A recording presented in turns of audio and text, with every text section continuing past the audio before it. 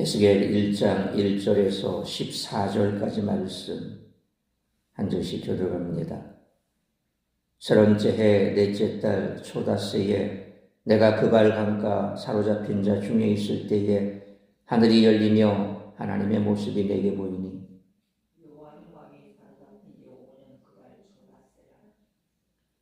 갈대아 땅 그발 강가에서 여호와의 말씀이 부시의 아들 제사장 나 에스겔에게 특별히 임하고 여호와의 권능이 내 위에 있으니라.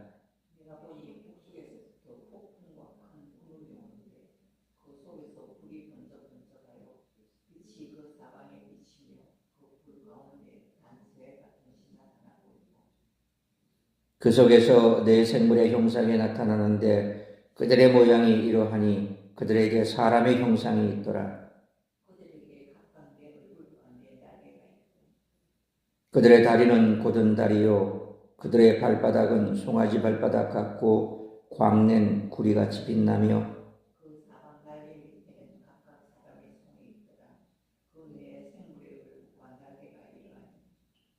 날개는 다 서로 연하였으며 갈 때에는 돌이키지 아니하고 일제히 앞으로 곧게 행하며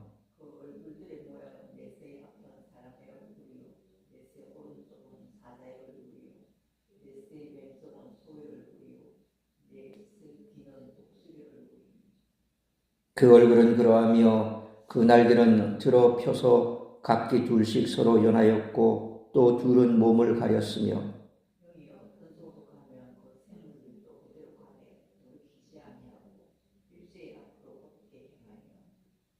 또 생물들의 모양은 타는 숯불과 횃불 모양 같은데 그 불이 그 생물 사이에서 오르락내리락 하며 그 불은 광채가 있고 그 가운데서는 번개가 나며 그 생물들은 번개 모양 같이 왕래하더라.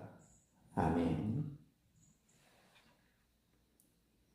약속의 땅에서 쫓겨나 포로로 바벨론에 거하며 절망 가운데 지내고 있던 유다 백성 중에 에스겔이 있었습니다. 제사장의 직무를 수행할 나이가 되었지만 이방인의 땅에서 아무것도 할 수 없었던 에스겔에게 포로지의 상황은 더욱 절망적이었을 것입니다. 죄에 대한 심판으로 바벨론의 포로로 잡혀왔기에 과연 하나님이 그곳에 그들과 함께 하시는지 의문도 가졌을 것입니다.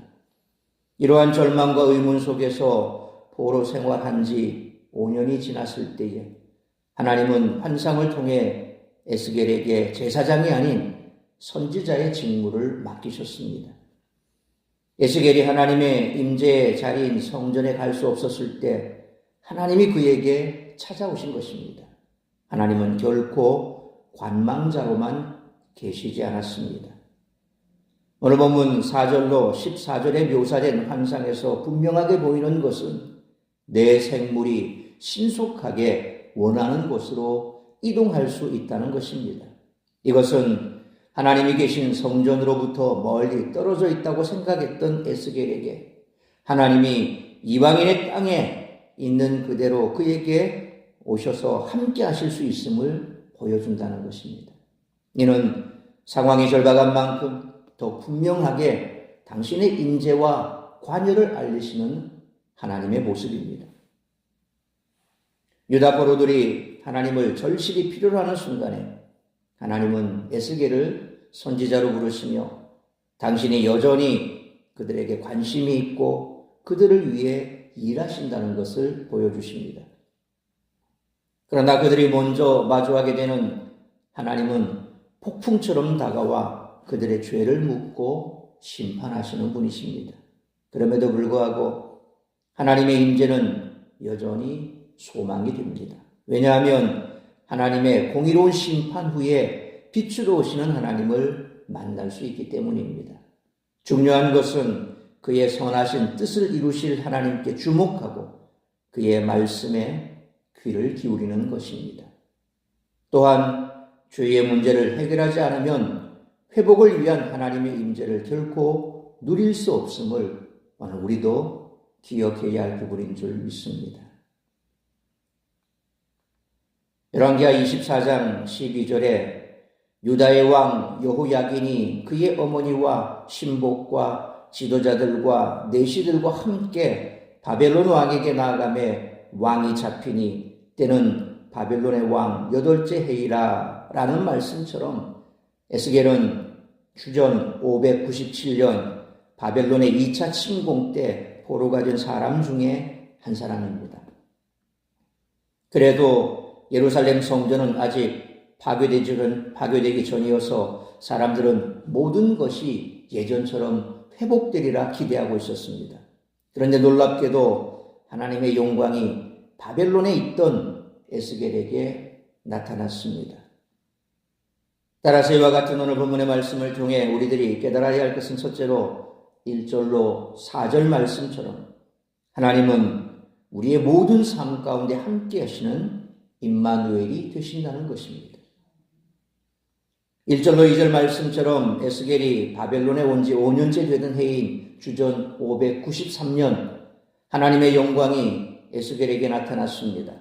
에스겔은 1절 상반절 그리고 3절 상반절 말씀처럼 그곳이 갈대아 땅 그발 강가였음을 반복해서 전하고 1절 하반절 3절 하반절 말씀처럼 자신이 제사장 혈통으로서 30세가 되어 사역을 시작할 나이에 하나님의 모습, 권능을 보았음을 강조합니다.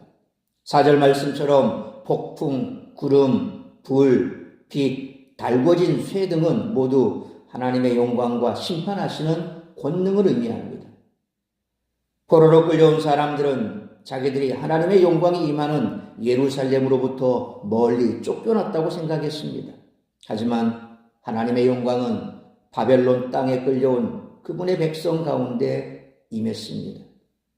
그러므로 하나님은 예배 시간에만 임재하시는 것이 아니라 우리들과 언제 어디서나 우리의 모든 삶 가운데 함께 하시는 임마누엘의 하나님 되심을 항상 잊지 않고 살아가는 우리 모두가 되시기를 축원합니다. 두 번째로 5절로 10절 말씀처럼 하나님은 세상 어디에나 계시며 만물을 주관하시는 분이시라는 것입니다. 에스겔은 또한 5절 말씀처럼 사람의 모습을 닮은 네 생물을 보았습니다. 이들에게는 6절 말씀처럼 네 얼굴과 네 날개가 있었는데 이처럼 동서남북 땅의 상징수인 4가 반복되는 것은 하나님이 이스라엘만이 아니라 온 땅을 다스리심을 강조합니다. 이들은 7절 말씀처럼 곧은 다리에 광채가 나는 구리처럼 빛나는 송아지 발바닥을 가지고 있었는데 이는 하나님이 세상을 짓밟는 심판을 행하시는 분이심을 알려줍니다. 또한 8절 말씀처럼 사방 날개 밑에 있는 사람의 손은 사람들을 구원하고 도우시는 하나님의 권능을 나타냅니다. 이들은 9절 말씀처럼 사방으로 곧게 행하며 어디든 신속히 이동했습니다. 또한 10절 말씀처럼 그들이 가진 사람, 사자, 소, 독수리의 얼굴은 하나님이 모든 피조물에게 찬양받기 합당하신 분임을 보여주는 상징적인 모습입니다. 그러므로 하나님은 세상 어디에나 계시며 만물을 주관하신 분이시며 찬양받기에 합당하신 분이시므로 하나님만 찬양하며 살아가는 우리 모두가 되시기를 축원합니다. 세 번째로 11절로 14절 말씀처럼 하나님은 언제나 우리 가까이 계신다는 것입니다. 이들 그룹들은 11절 말씀처럼 하나님의 영을 둘러싸 보좌하며 4개의 날개 중 2개의 날개를 사용해서 날며 2개의 날개로는 하나님의 영광으로부터 자신의 몸을 가립니다. 그리고 12절 말씀처럼 하나님의 영이 어디로 가시든 따르는데 방향을 바꾸기 위해 그 몸을 돌이킬 필요가 없으니 매우 신속하게 움직입니다. 13절로 14절 말씀처럼 네 생물은 사람 모양이지만 또한 그 모습이 숯불과 횃불 모양 같아서 그 가운데 불이 움직이고 광채와 번개가 나서 번개와 같이 움직일 수 있습니다. 이는 모두 하나님의 찬란하고 두려운 영광이 세상 어디든 즉시 임재할 수 있음을 표현합니다. 비록 당신의 백성이 바벨론의 포로로 잡혀갔지만 하나님의 영광은 그들의 상황과 장소에 구애받지 않고 함께 하셨습니다. 이처럼 지금도 하나님의 영은 우리 삶의 모든 영역에 함께 하시며 우리가 어디에 있든지 그 뜻을 이루시는 줄 믿으시길 바랍니다. 그러므로 아무리 힘든 일을 겪는다 하더라도 하나님은 여전히 가까이 계심을 확신하고 하나님의 뜻을 이루는 삶을 살아가는 우리 모두가 되시기를 축원합니다. 사랑하는 성도 여러분, 당시 유다 백성들은 하나님의 영광으로부터 쫓겨나 땅의 끝까지 밀려왔다는 생각에 탄식과 절망 가운데 붙잡혀 있었습니다. 하지만 놀랍게도 하나님도 그들과 함께 바벨론에 오셨습니다. 그러므로 하나님과 멀어졌다고 느끼거나 힘든 세상 일로 인해 낙심하지 말고 지금 여기에 우리와 함께 계시며 도우시는 하나님의 보좌 앞으로 날마다 나아가는 우리 모두가 되시기를 주님의 이름으로 축원합니다. 기도하겠습니다. 거룩하신 아버지 하나님, 은혜와 사랑을 감사합니다. 오늘도 이 새벽을 깨워 말씀으로 예배로 하루를 시작하게 하시니 감사합니다. 오늘 이제 시작되는 에스겔서 말씀을 통해서 우리의 삶을 다시 한번 돌아보길 원합니다.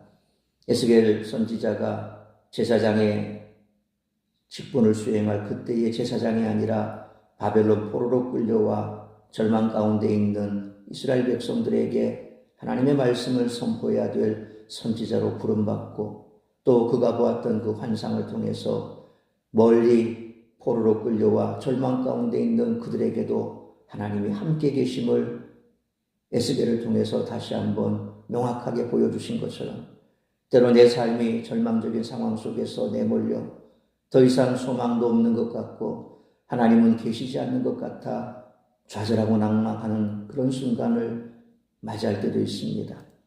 눈에 보이지 않기에 손에 잡히지 않기에 내가 아무리 부르짖어도 되돌아오는 것은 아무것도 없기에 때로 우리는 절망할 수도 있습니다.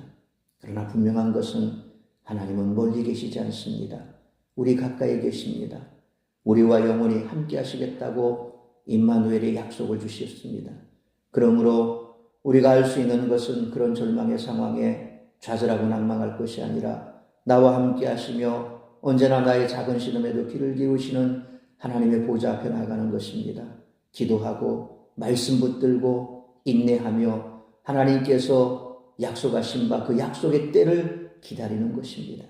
그러므로 오늘 이 아침 혹여 내 삶이 무너져 있기에 더 이상 소망이 없다고 그렇게 좌절하고 있는 성도들에게 오늘 이 말씀이 희망과 소망이 되기를 원합니다. 내 삶에 내 힘으로 내 능력으로 할 수 없는 문제 앞에 좌절한 성도들에게 이 말씀이 힘이 되기를 원합니다. 다시 한번 우리가 다리를 굳게 세우고 주의 보좌 앞에 나아가 엎드려 기도할 수 있는 힘과 희망을 허락하여 주시옵소서. 그리함으로 내가 할 수 없는 일은 하나님이 하실 것이요 내가 감당할 수 없기에 하나님만을 바라보아야 할 것이요 오직 이 문제가 이제는 문제가 아니라 때가 되매 하나님의 영광을 드러내는 귀하고 복된 축복의 통로가 될 것을 믿는 믿음으로 오늘도 주님 앞에 엎드려 기도하고 간구하고 그리고 다시금 새 힘으로도 우리의 일상을 살아낼 수 있도록 은총 내려 주옵소서. 오늘도 나를 통해 이루고자 하는 그 하나님의 뜻만을 이루어지기를 간절히 빌고 소원하오며 이 모든 말씀 우리 구주 예수 그리스도의 이름으로 기도하옵나이다. 아멘.